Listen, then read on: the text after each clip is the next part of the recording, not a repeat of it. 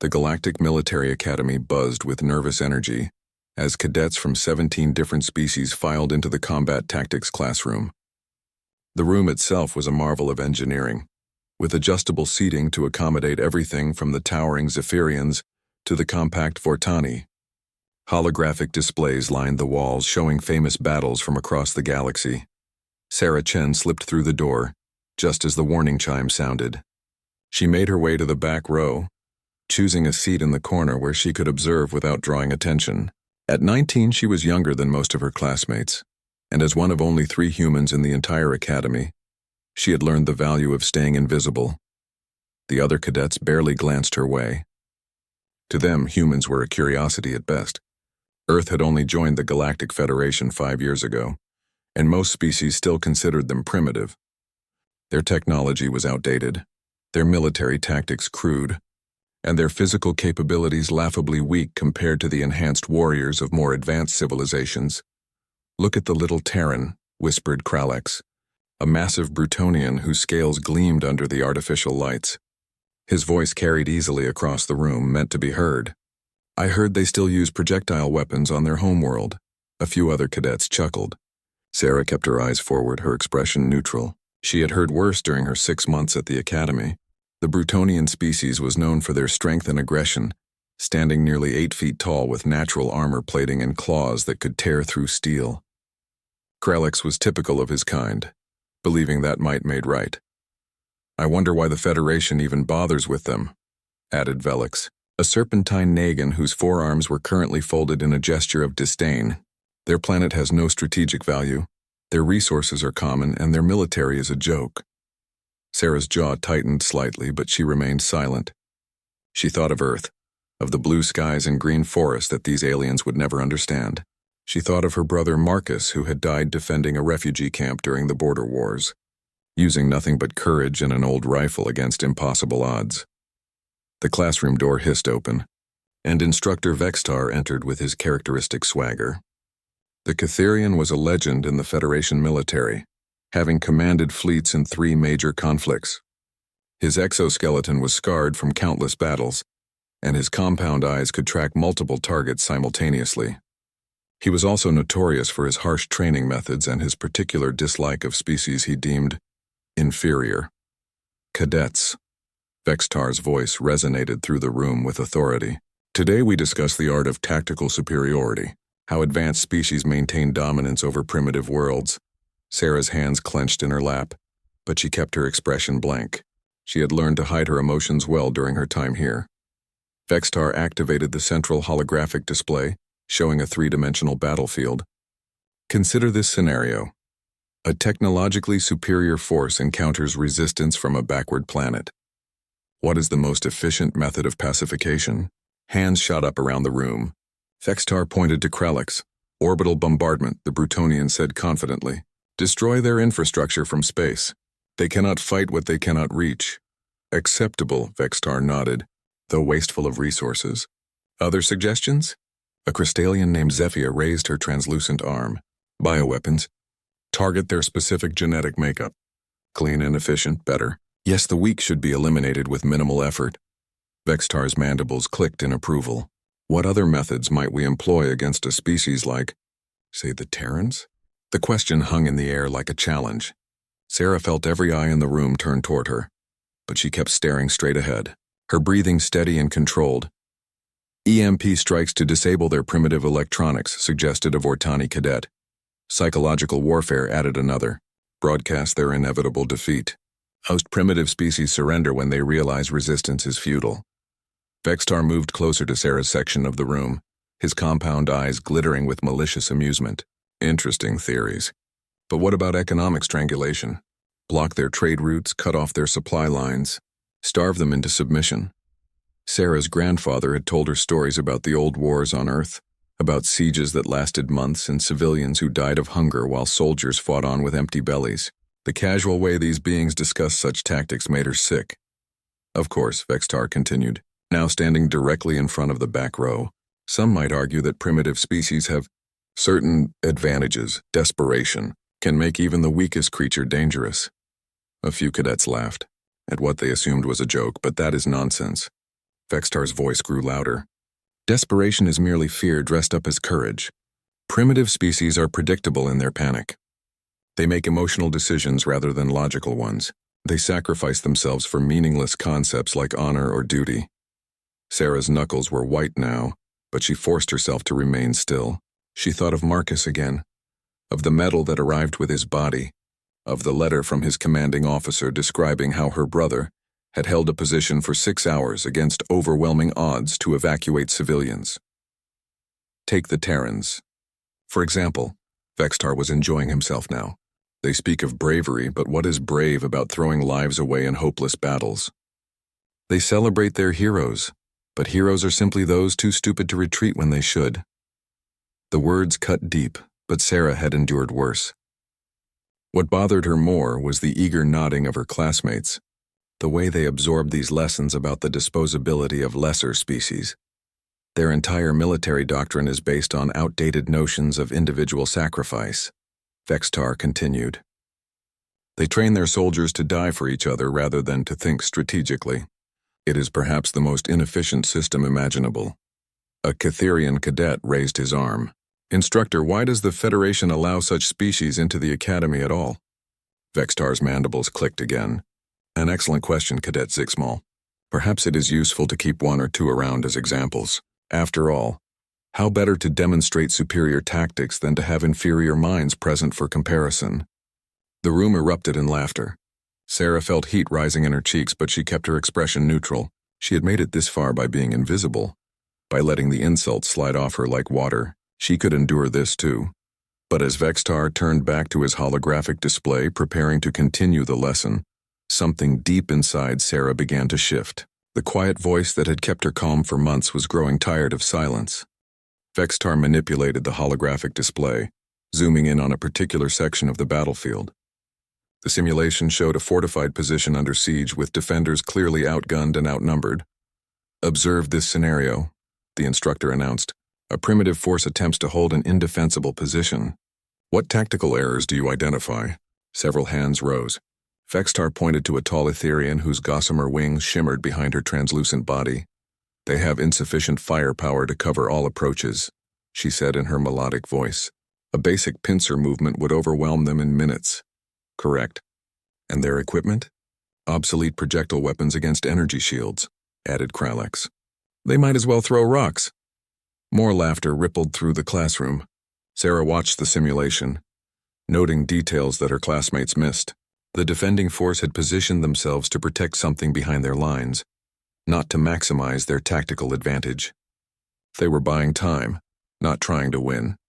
Yet these defenders held their position for 18 hours, Vextar said, his tone suggesting this was somehow shameful. 18 hours of pointless resistance before inevitable defeat. A logical species would have surrendered immediately and preserved their forces for a more strategic opportunity. What were they defending? Asked Zephyia, her crystalline features reflecting the holographic light. Irrelevant, Vextar dismissed. The point is the futility of emotional decision-making in warfare. Primitive species consistently make these errors because they prioritize sentiment over strategy. Sarah knew better than to speak, but she couldn't stop herself from studying the simulation more carefully. The defenders weren't fighting randomly. Their movements showed coordination and purpose. Someone was directing them with considerable skill. Now, Vextar continued, let us examine how a superior force would handle such resistance. He modified the display to show attacking formations. Notice the efficiency. No wasted ammunition, no unnecessary risk to personnel. The outcome is predetermined, so the engagement is kept brief. The simulated attack proceeded with mechanical precision. The defending position was systematically destroyed by long-range artillery, while fighters remained safely out of range. It was thorough and effective and completely without honor. Beautiful, breathed Velix, her serpentine form coiling with pleasure. Clean and efficient. This is how civilized warfare should be conducted, Vextar agreed. Victory with minimal cost to the superior force. Only primitive species engage in wasteful heroics. Sarah thought of the stories her grandfather had told her about the old wars. Not the sanitized versions taught in Federation schools, but the real accounts of ordinary people who had stood against impossible odds because someone had to. the teacher at her old academy who had held off raiders until his students could escape, the medic who had run into a burning building 9 times to save wounded soldiers, the pilot who had rammed her damaged fighter into an enemy battleship to protect a refugee convoy. Of course, Vextar was saying, we must acknowledge that desperation can occasionally produce unexpected results. Even inferior species might achieve temporary tactical success through sheer irrationality. He modified the simulation again, showing a scenario where desperate defenders launched a surprise counterattack. For a moment it seemed they might succeed. But then superior technology reasserted itself, and the primitive forces were crushed. As you can see, the instructor explained, such victories are always temporary. Superior technology and training will ultimately prevail. Emotional responses might create brief chaos, but logical planning will always triumph in the end. Sarah wanted to argue, to point out the flaws in his reasoning, but she held her tongue. She had learned to pick her battles, and this wasn't one she could win. Not here, not surrounded by species who had already decided her kind was inferior. The key lesson, Vextar continued, is to never underestimate the danger of cornered primitives, while simultaneously never overestimating their actual capabilities. They may fight harder than expected, but they cannot fight smarter. A Catherian cadet raised his arm. Instructor, what if primitive species were to acquire advanced technology? Could that change the tactical situation? Vextar's mandibles clicked in what Sarah had learned was amusement. An interesting question, Cadet Mortok. However, advanced technology requires advanced thinking to use effectively. Giving a plasma rifle to a primitive is like giving a club to an infant. They might hurt themselves, but they pose no real threat to a trained warrior. But what about their unpredictability? Pressed the cadet. If they don't follow logical tactical doctrine, wouldn't that make them harder to counter? Chaos is not strategy, Vextar replied firmly. Unpredictability might cause temporary confusion, but disciplined forces will always adapt and overcome. Primitive species mistake desperation for innovation, but true innovation requires superior intellect.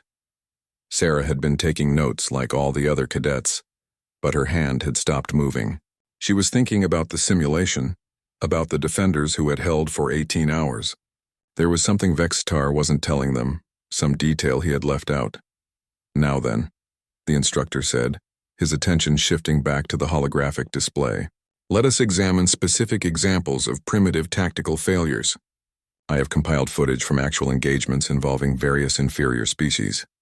The display shifted to show what looked like genuine combat footage. Ships engaged in space battles.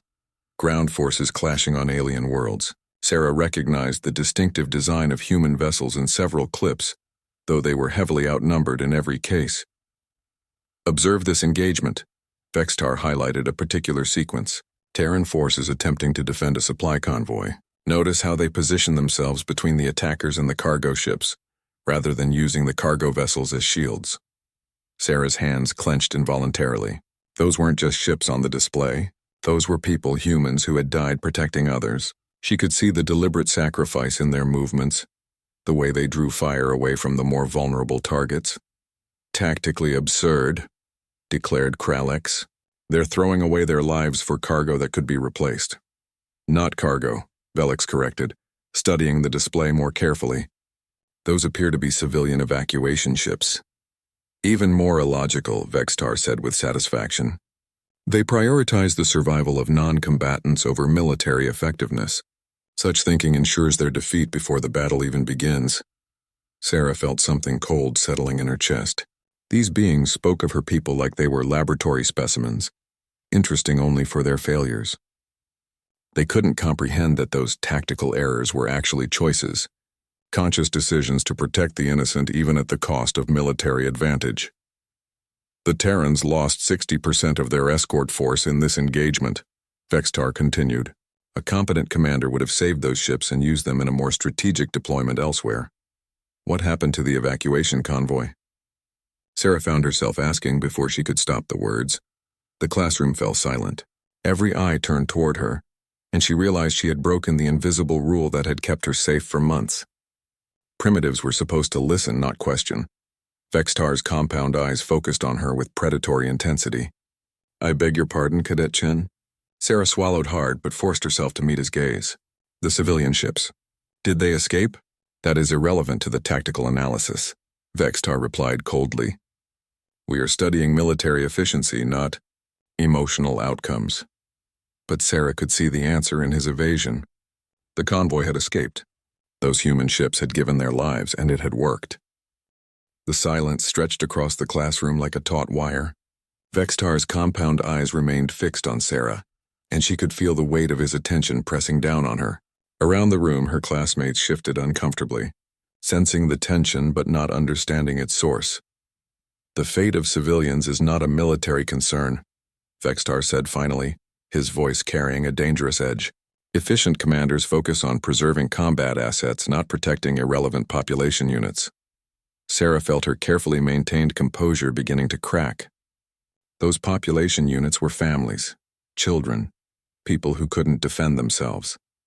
A collective intake of breath echoed through the room. Several cadets exchanged glances, clearly shocked that the quiet human had dared to challenge their instructor. Kralix leaned forward in his seat, his scales rippling with anticipation of the confrontation to come. Sentiment. Vextar pronounced the word like a curse. This is precisely why primitive species are doomed to failure. You cannot separate tactical reality from emotional attachment. Maybe tactical reality isn't the only thing that matters, Sarah said, her voice gaining strength despite her racing heart. Vextar moved closer, his multiple limbs clicking against the floor in a rhythm that suggested barely controlled aggression. How refreshing. The Terran finally speaks. Tell me, Cadet Chen, what matters more than tactical superiority? What could possibly be worth sacrificing military assets? Sarah stood slowly, knowing she was crossing a line from which there would be no return. The things we're fighting to protect. The reason we fight at all? Meaningless abstractions, Vextar dismissed. Combat exists to achieve dominance. The strong survive, the weak perish. This is the natural order throughout the galaxy. That's not natural order, Sarah replied, her voice steadier now. That's just the excuse bullies use to justify cruelty. The word bully hit the classroom like a physical blow. Several cadets gasped, and even the typically composed Etherian looked shocked. To call a Federation instructor a bully was beyond insubordination. It was practically treason. Vextar's mandibles clicked rapidly, a sign of extreme agitation. You dare to insult a decorated Federation commander? Your species has been part of this galaxy for barely a handful of years.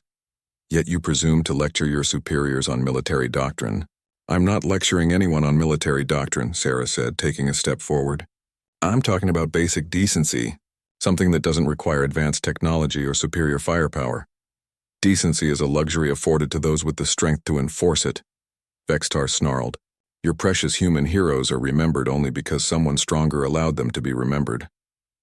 Sarah felt something snap inside her chest. My brother wasn't remembered because someone allowed it. He was remembered because what he did mattered. Because when it counted, he chose to stand between innocent people and harm, even though he knew it would cost him everything. Your brother was a fool, Vextar said with deliberate cruelty.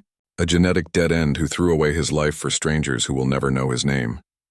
The classroom had gone completely silent. Even the gentle hum of the environmental system seemed muted.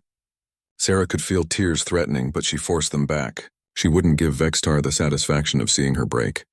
You're right, she said quietly. Most of them will never know his name. But that doesn't make what he did worthless. It makes it pure. He didn't save those people for glory or recognition. He saved them because they needed saving, and he was there and he could do something about it. And now he is dead, Vextar pointed out mercilessly, while the enemies who killed him continue to live and fight. How is that a victory? Sarah looked around the classroom, meeting the eyes of her fellow cadets. She saw curiosity in some, disgust in others, and something that might have been understanding in a few. Because those families are still alive, she said simply. Because somewhere in the galaxy, there are children playing and laughing and learning who exist because my brother decided their lives were worth more than his own. That's not failure. That's the most successful thing anyone can ever do. Vextar's exoskeleton darkened to a deeper shade of green, indicating extreme anger. Sentimental nonsense. Those children contribute nothing to galactic civilization. Their continued existence serves no strategic purpose. Not everything has to serve a strategic purpose, Sarah shot back. Some things are valuable just because they exist. Because they're unique and irreplaceable and precious. Precious to whom? Vextar demanded. To their equally worthless parents?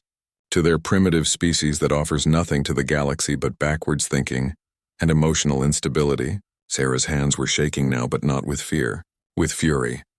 Precious because they're alive, because they have thoughts and dreams and fears and hopes, because they matter whether you understand that or not. Matter? Vextar laughed, a harsh chittering sound. Nothing matters except power, Cadet Chen. The power to impose your will on others. The power to survive when others cannot. Your species lacks that power, which is why you will inevitably be absorbed or eliminated by those who possess it. If that's what power means, Sarah said, her voice dropping to a near whisper, then maybe power is overrated. The words hung in the air like a challenge. Vexter stared at her for a long moment, his compound eyes reflecting the holographic displays that still showed scenes of battle and destruction. Overrated? He repeated slowly. You stand in a classroom filled with representatives of species that could obliterate your homeworld without effort, and you claim power is overrated? I'm saying that raw strength isn't the only kind of power that matters, Sarah replied. There's the power to inspire, the power to sacrifice, the power to love something more than yourself, the power to do what's right even when it's hard. None of which will stop an orbital bombardment, Vextar observed coldly. No, Sarah admitted, but they're the reason someone might choose to stand in front of the bombardment instead of running away. Vextar moved even closer, until he towered over her small frame. And what exactly do you think that accomplishes, little Terran? What does it gain you to die uselessly for abstract principles? Sarah looked up at him without flinching. It accomplishes the most important thing of all. It proves that some things are worth more than survival, that there are lines we won't cross, prices we won't pay, compromises we won't make, even if it costs us everything. Foolishness, Vextar declared. Maybe, Sarah agreed. But it's our foolishness, and I'd rather be a fool who died protecting something important than a genius who lived by destroying it. The classroom erupted as several cadets began talking at once, some supporting their instructor, others seeming uncertain, but Vextar held up a clawed hand for silence. His attention focused entirely on the small human who had dared to challenge everything he believed about strength and power and the natural order of things. Vextar's silence stretched for what felt like hours but was probably only seconds. Around the classroom, cadets watched with the fascination of spectators at a gladiatorial match. Sarah could feel her heart pounding, but she kept her gaze steady, refusing to look away from the instructor's compound eyes. Very well, Vextar said finally, his voice taking on a new tone that made Sarah's skin crawl. Since you seem to believe that primitive emotional responses have tactical value, let us test that theory. He moved to the central control console and began manipulating the holographic display. New scenarios appeared, showing various combat situations where numerically inferior forces faced overwhelming odds. Choose one, Vextar commanded. Select a scenario where your precious human values might make a difference. Show the class how sentiment defeats superior firepower. Sarah studied the options, knowing this was a trap but unable to refuse the challenge. Each scenario showed hopeless situations, last stands where the defending forces were clearly doomed. But as she looked closer, she began to see patterns that Vextar might have missed. This one, she said, pointing to a planetary defense scenario. Urban environment, civilian population still in the area. Vextar's mandibles clicked with satisfaction. Excellent choice. The defenders are outnumbered 50-1, outgunned, and have no hope of reinforcement. Their only logical option is surrender. The hologram expanded to show a detailed three-dimensional map of a city under siege. Attacking forces surrounded the perimeter in overwhelming numbers, while a small group of defenders held position in the central district. Cadet Chen will now demonstrate how primitive emotional thinking can overcome tactical reality, Vextar announced to the class. The simulation is set to maximum difficulty. You have full control of the defending forces. Sarah stepped up to the control interface, her hands hovering over the strange alien controls. She had trained on similar systems, but never under these circumstances. The weight of every gaze in the room pressed down on her shoulders. Standard tactical doctrine calls for immediate evacuation of leadership and abandonment of the civilian population. Vextar continued, clearly enjoying himself. But please show us how human sentimentality would handle this situation differently. Sarah ignored his taunts and focused on the display. She could see the attacking forces positioning themselves for a final assault, their formation designed for maximum destruction, with minimal risk to their own forces. But she could also see something else, something her classmates had missed. The civilian population, she said, manipulating the display to highlight non-combatant locations. They're not randomly distributed. They're clustered in specific areas. Irrelevant, Vextar dismissed. Civilians cannot contribute to defense. Maybe not to offense, Sarah agreed, studying the pattern more carefully. But they're positioned along all the major supply routes into the city. The attackers will have to go through populated areas to maintain their advance. She began issuing orders through the interface, directing the defending forces to fall back to positions that would force the attackers to advance through civilian zones. Several cadets murmured in confusion. Cowardly, Krelix declared. Hiding behind non-combatants. Not hiding, Sarah corrected, continuing to manipulate the defense positions. Creating a tactical problem for the attackers. They can't use heavy weapons without massive civilian casualties. So? Felix asked, genuinely puzzled. Why would that concern a military force? Sarah looked around the room, realizing that her classmates truly didn't understand. Because most species, even aggressive ones, have limits, lines they won't cross. And mass civilian casualties tend to create political problems for military commanders. Vextar was watching the simulation with growing interest. Continue your demonstration, cadet. Show us how this emotional constraint serves any tactical purpose. Sarah studied the attacking formation, looking for weaknesses. The enemy commander had positioned his forces for a quick, decisive victory, but that formation assumed the defenders would fight conventionally. She began redirecting her limited forces, splitting them into smaller groups and positioning them in unexpected locations. Dispersing your already inadequate forces? A Crystallian cadet laughed. That violates every principle of tactical concentration. It does, Sarah admitted, continuing to spread her defenders throughout the city. If this were an open battlefield, but urban warfare has different rules. Smaller groups can move faster, hide better, and force the attackers to split their attention. She directed her forces to take positions in schools, hospitals, and residential areas, not as human shields but as a psychological weapon against attackers who might still retain some vestige of conscience. Now what? Dexter asked. You have weakened your defensive capability and gained nothing in return. I've changed the nature of the conflict, Sarah said, her fingers dancing across the controls. This isn't a military engagement anymore. It's a test of what the attackers are willing to do to win. The simulation advanced and the attacking forces began their assault. As Sarah had predicted, they slowed when they encountered civilians. Some units tried to evacuate non-combatants before advancing, which cost them time and exposed them to her hidden defenders. Observe, she said to the class. The attackers have superior firepower, but they can't use it effectively without causing massive collateral damage. Every building they destroy might contain dozens of innocents. The simulation continued, and Sarah's defenders began inflicting casualties on the attacking forces, not through superior weapons or tactics, but by forcing the enemy to fight carefully, to consider the consequences of their actions. Clever, Vextar admitted grudgingly, but ultimately futile.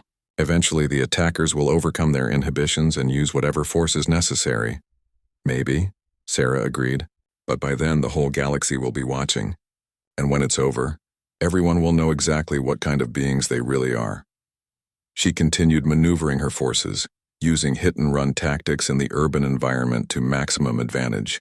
Her defenders were still vastly outnumbered, but they were making the attackers pay for every advance. This is not victory, Vextar pointed out. You are merely prolonging the inevitable. Sometimes that's all you can do, Sarah replied. Sometimes the point isn't to win. It's to make sure that when you lose on your own terms. The simulation showed her forces gradually being overwhelmed despite their tactical ingenuity. But something else was happening as well. The attacking commander was becoming frustrated, making increasingly aggressive decisions that resulted in civilian casualties. Each incident was recorded, transmitted, and broadcast across the galactic communication networks. Look at this, Zephia said suddenly, pointing to a section of the display that showed galactic news feeds. The attackers are starting to face political pressure from their own government. Indeed, the simulation showed diplomatic protests beginning to flood in from neutral systems. The attackers' home government was facing questions about the conduct of their military forces. Political considerations have no place in tactical analysis, Vextar said firmly, but his voice lacked its earlier conviction. They do when politics determines whether you get reinforcements, Sarah pointed out, or whether your supply lines remain open, or whether other systems decide you're a threat that needs to be contained. The simulation continued, and while Sarah's forces were eventually defeated, the victory came at an enormous political cost to the attackers. Their government faced internal rebellions, external sanctions, and the complete loss of their diplomatic reputation. Interesting, Vextar conceded, but this scenario relied on the attackers maintaining ethical restraints. What if they had simply chosen to ignore civilian casualties? Sarah met his gaze steadily. Then we would have learned something important about what kind of species we were fighting. And so would everyone else in the galaxy. The classroom fell into an uncomfortable silence as the implications of Sarah's words sank in. Several cadets exchanged glances, their expressions ranging from confusion to dawning understanding. The simulation continued to run on the holographic display, showing the long-term consequences of the battle they had just witnessed. Vextar studied the results with obvious displeasure. The attacking force had technically won, but their victory had triggered a cascade of political and diplomatic disasters that left them more isolated and vulnerable than before the engagement. You speak of exposing the true nature of one's enemies, the instructor said slowly. But what practical value does this knowledge provide? Understanding that your opponents are ruthless does not make them less dangerous. Sarah remained at the control console, her hands still resting on the interface. It provides the most valuable thing of all, the truth. And once the truth is out there, everything changes. Elaborate, Vextar commanded, his tone suggesting he was genuinely curious despite himself. Look at the simulation results, Sarah said, gesturing to the holographic display. The attackers won the battle, but they lost something more important. They lost legitimacy. Other systems stopped trusting them, stopped trading with them, stopped seeing them as potential allies. A Vortani cadet raised her small hand. But surely military strength matters more than political reputation. Does it? Sarah asked. Military strength requires resources. It requires supply lines and manufacturing bases and recruitment pools. It requires allies who will share intelligence and provide staging areas. Take all of that away and even the most powerful fleet becomes vulnerable. Vextar's mandibles clicked thoughtfully. You suggest that moral authority is itself a form of power? I'm saying that in a galaxy full of different species all watching each other, reputation matters. Trust matters. The moment you demonstrate that you're willing to do anything to win, everyone else starts wondering what you might be willing to do to them. Sarah manipulated the display to show a broader timeline, extending years beyond the original battle. The attacking species faced increasing isolation, their economy suffered, and eventually they found themselves surrounded by a coalition of former neutrals who had decided they posed too great a threat to ignore. Fascinating, breathed Zephia, her crystalline features reflecting the holographic light. The tactical defeat became a strategic victory through psychological and political means.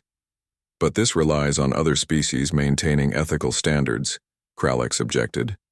What if the galaxy is simply full of predators who respect only strength? Sarah turned to face the massive Brutonian. Then we find out what kind of universe we're living in, and we decide whether that's the kind of universe we want to help create. Pretty words, Kralex rumbled. But what happens when pretty words meet plasma cannons? Sometimes the pretty words win, Sarah said simply. Not because they're stronger, but because they inspire others to be stronger. Because they remind people of things worth fighting for. She thought of the stories her grandfather had told her, of ordinary humans who had faced impossible odds and somehow found the strength to persevere, not because they were superhuman, but because they had believed in something larger than themselves. Let me show you something else, Sarah said, accessing another section of the simulation system, a different kind of scenario. She loaded a historical battle from Earth's archives, one that Vextar probably wouldn't recognize. The Battle of Thermopylae, where 300 Spartans and their allies had held off a vastly superior Persian force. This is from my homeworld, she explained to the class. Ancient history by galactic standards. A small force facing impossible odds. The hologram showed the narrow pass, the overwhelming numbers of the attacking army, the impossibility of the defenders' position. By every logical analysis, the battle should have ended in minutes. The defenders lost, Sarah continued. They were completely annihilated. By your standards, Instructor Vextar, this was a perfect example of primitive foolishness. Vextar studied the display with professional interest. Indeed, a tactical disaster brought about by emotional decision-making. The defenders should have retreated and preserved their forces. Except, Sarah said, advancing the historical timeline, their sacrifice bought time for the rest of their nation to prepare. It inspired others to resist. It turned a local conflict into a defining moment that shaped the culture for thousands of years. She showed them the broader context, how the story of the 300 had become a rallying cry, how it had inspired countless others to stand firm in the face of overwhelming odds. Mythology, Vextar dismissed. Primitive peoples creating legends to glorify their failures. Maybe, Sarah agreed. But those legends shaped how my species thinks about courage and sacrifice. They created a cultural memory that values standing up to bullies, no matter how powerful those bullies might be. She looked around the room, meeting the eyes of her classmates. Every species in this room has similar stories. Moments when someone chose principle over pragmatism, when someone decided that some things were worth dying for. And look where it got them, Velix pointed out. The humans are barely tolerated members of the Federation, with obsolete technology and minimal political influence. True, Sarah acknowledged. But we're still here. Despite everything, we're still here and we're still human. We haven't given up the things that make us who we are. A new voice spoke up from the middle of the classroom. It was Mortak, the Catherian, who had been asking thoughtful questions throughout the lesson. Cadet Chen, he said carefully, are you suggesting that preserving cultural identity is more important than achieving military dominance? Sarah considered the question seriously. I'm suggesting that military dominance without cultural identity is just another form of extinction. If you have to stop being yourself to survive, then what exactly have you preserved? Vextar had been listening to this exchange with growing impatience. Philosophical speculation, he declared. We are not here to discuss abstract concepts but practical military science. With respect, Instructor, Sarah said, her voice growing stronger, this is military science. Understanding what motivates different species, what they're willing to fight and die for, what lines they won't cross, that's essential intelligence for any military commander. She gestured to the holographic display, which was now showing comparative data from multiple species and conflicts. Look at the patterns, she continued. Every successful military campaign in galactic history has had to account for the cultural psychology of both allies and enemies. You can't predict tactical behavior without understanding the values that drive it. Vextar moved closer to the display, studying the data with grudging professional interest. Continue. The Etherians fight differently when their art centers are threatened. The Crystallians become unpredictable when their harmony networks are disrupted. The Brutonian clans will abandon strategy entirely if you challenge their honor codes. Sarah highlighted each example as she spoke. And humans? Vextar asked. Sarah smiled, and for the first time since entering the academy, it was a smile without fear or apology. Humans fight hardest when we're protecting something we love, and we're capable of loving almost anything. Our families, our friends, our homes, our ideals, complete strangers who just need help. That makes us dangerous in ways that conventional military analysis can't account for. The classroom had gone completely quiet. Even Kralex was listening intently, his aggressive posture softened by genuine curiosity. You see, Sarah continued, you've been trying to understand human tactics by analyzing our weapons and formations and logistics. But that's not where our real strength lies. Our strength is in the fact that we fight for things that can't be destroyed by weapons. Vextar stared at the display for a long moment, his compound eyes reflecting the swirling data patterns. Around the classroom, cadets who had spent months dismissing human capabilities were beginning to see them in an entirely different light. Things that cannot be destroyed by weapons, the instructor repeated slowly. Explain. Sarah took a deep breath, knowing that everything she said now would determine not just her own future at the academy, but potentially how her entire species was perceived by the Federation. You can destroy our ships, she began, her voice steady and clear. You can destroy our cities, our infrastructure, even our bodies. But you can't destroy the idea that every sentient being deserves dignity and freedom. You can't destroy the belief that protecting the innocent is worth any sacrifice. You can't destroy love or hope or the simple conviction that tomorrow can be better than today. She manipulated the holographic display, showing examples from human history, alongside similar moments from other species. Every civilization in this room has faced moments where they had to choose between survival and principles. The difference is what they chose and how that choice shaped who they became. Zafia leaned forward, her crystalline structure catching the light. But surely survival must take precedence. Without survival, principles become meaningless, do they? Sarah challenged. Marcus died at that refugee camp. His body was destroyed, his future was ended. But his choice to stand and fight instead of running away, that survived. It inspired others. It changed how people thought about courage and sacrifice. She gestured to the historical data scrolling past on the display. How many of the practical decisions made throughout galactic history do you remember? How many of the safe, logical choices that preserved resources and avoided risk? The classroom was silent. But the moments when someone chose principle over pragmatism, when someone decided that some things were worth more than survival, those become legends. They shape cultures for millennia. They inspire others to be better than they thought they could be. Vextar's mandibles clicked in what might have been frustration or grudging respect. You speak of inspiration as though it were a military asset, isn't it? Sarah asked. What makes a soldier fight harder? Knowing that their commander sees them as expendable resources, or knowing that their sacrifice will be remembered and honored?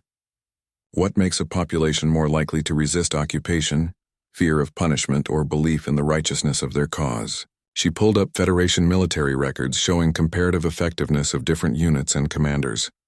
Look at the data. Forces that fight for ideals consistently outperform those that fight only for orders.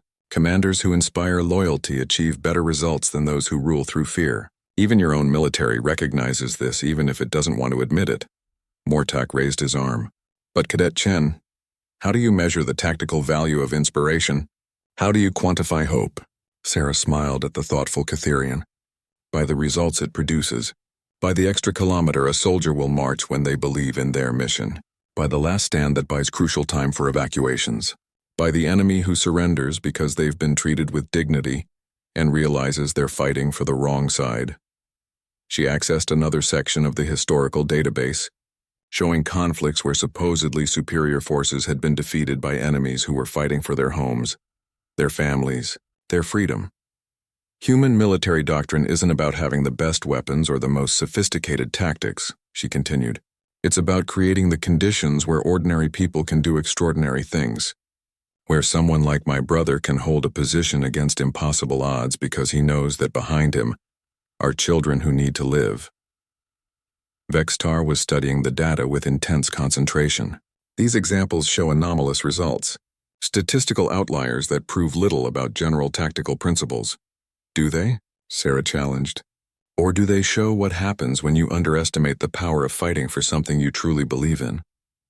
She highlighted a particular data set. Federation forces have superior technology, better training, more resources.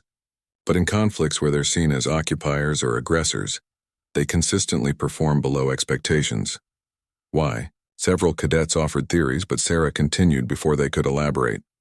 Because soldiers fight differently when they believe they're protecting something rather than conquering it. Because populations resist differently when they see their opponents as liberators rather than invaders. Because the story matters just as much as the weapons. Bellix uncoiled slightly, her serpentine form expressing curiosity. Are you suggesting that narrative is a form of military technology? I'm suggesting that understanding narratives is essential for any military commander who wants to predict how different species will behave under pressure, Sarah replied. You can have all the firepower in the galaxy, but if you can't inspire your own forces or understand what motivates your enemies, you're fighting blind. The room buzzed with quiet conversations as cadets began discussing these ideas among themselves. Sarah watched Vextar, whose expression was unreadable.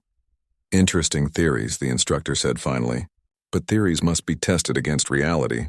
You have shown clever tactical thinking, Cadet Chen, but cleverness alone does not determine the outcome of wars. No, Sarah agreed, but neither does raw power. Wars are won by understanding what you're fighting for, and why that's worth the cost. She looked around the classroom one final time, meeting the eyes of cadets who just an hour ago had seen her as an irrelevant primitive. Every species in this room has something they value more than survival, something they would die to protect or preserve. Understanding those values, respecting them, learning from them, that's not weakness. That's the foundation of true strength.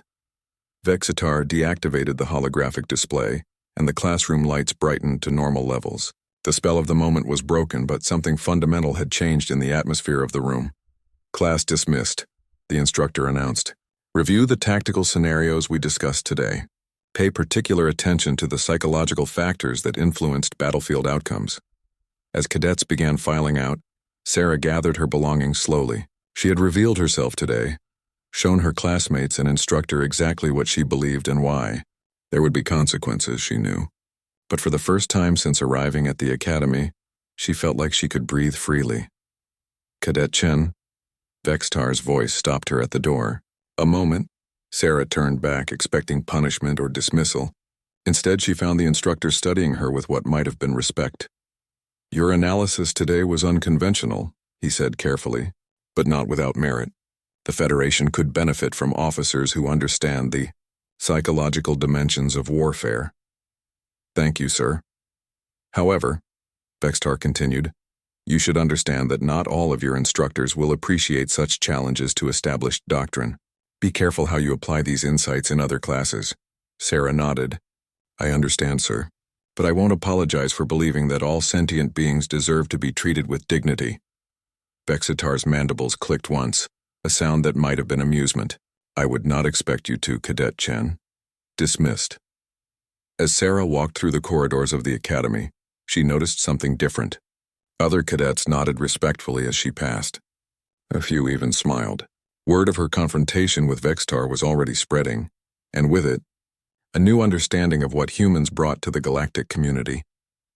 She thought of Marcus, of the sacrifice that had brought her to this moment. His choice to stand and fight had rippled outward, inspiring her to speak truth to power, to defend the values that made life worth living. In the vast cosmic scheme, one small human cadet challenging an instructor might seem insignificant. But Sarah understood something that her more technologically advanced classmates were just beginning to learn. Sometimes the smallest voices, speaking the simplest truths, could change everything. She sat quietly in the back row no longer. But more importantly, the back row itself was no longer a place of invisibility and shame. It had become the place where someone finally stood up and reminded the galaxy what it meant to be truly strong.